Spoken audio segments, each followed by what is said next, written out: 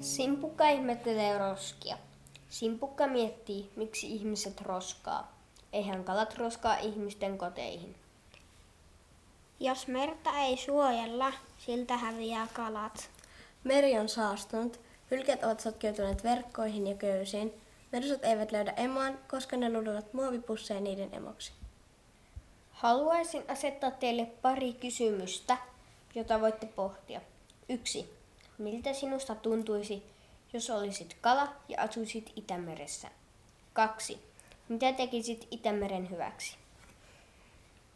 Kaikilla on mukavampaa, kun luonto on puhdas. Meri ei ole kaatopaikka.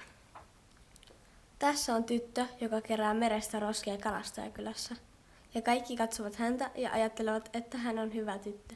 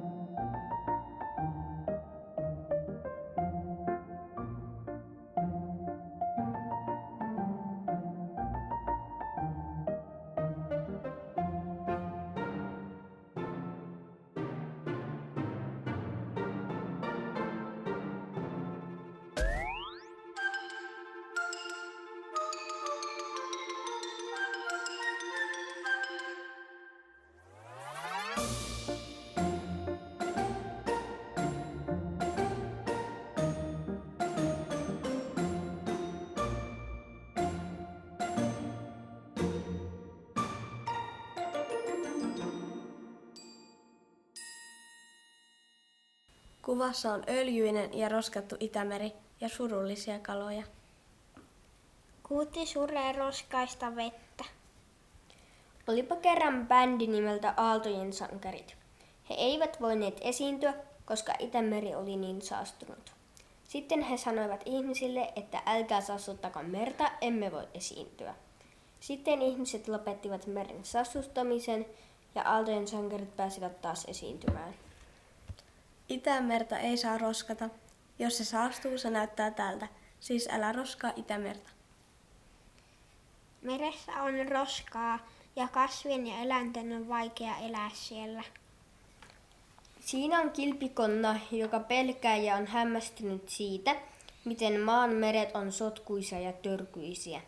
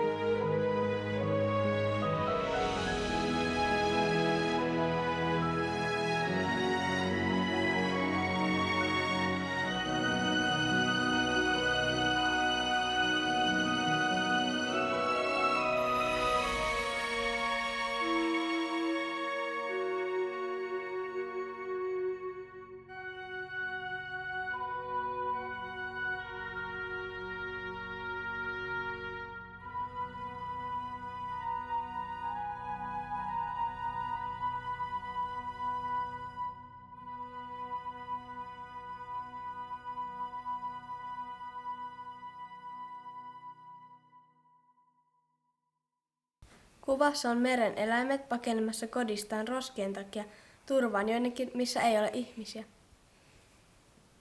Varokaa liiallista saastetta. Turska kohtaa Itämeressä suuren uhan. Hän näkee toisen suuremman roskista muodostuneen turskan. Roskat ovat suurin uhka meren asukkaille. Kalaparvi kulkee tietämättään kohti kalastusverkkoa ja mikromuoviesiintymää. Ihmisen suurimmat viholliset ovat ihminen itse ja ilmastonmuutos. Jääkarhu ajelehtii Itämeren päällä ja ajattelee, ettei puhdasta merta enää näe, joten älä roskaa. Viimeinen maan päällä oleva lohikäärme asui Itämeressä. Kaikki oli hyvin, kunnes Itämeri saastui. Lohikäärme ei selvinnyt saasteista, eikä lohikäärmettä enää nähty.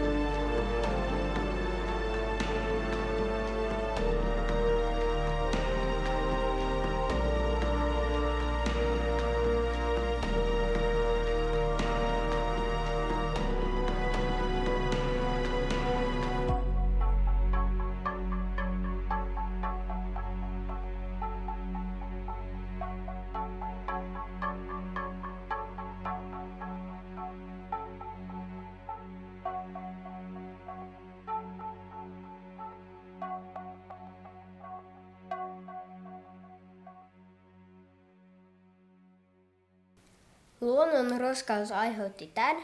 Jos lopetat sen, pelastat näiden elämän. Lopeta roskaus. Kiitos. Pelastetaan maapallo yhdessä. Roskat ulos, hyvä sisään. Itämeri on täynnä roskaa ja saasteita, jotka eivät kuulu sinne. Pelastakaa Itämeri. Itämeri on roskainen. Minä olen 2 ystäväni kanssa vaikuttamassa Itämeren tilanteeseen, koska keräämme roskaa ja kierrätämme. Kissa tuli uimaan Itämereen, mutta huolestui, kun näki roskia. Kuvassa on pieni saari ja veden alla ui taikakala, joka on nyt syönyt kaikki saasteet merestä kokonaan. Itämeri on nyt puhdas.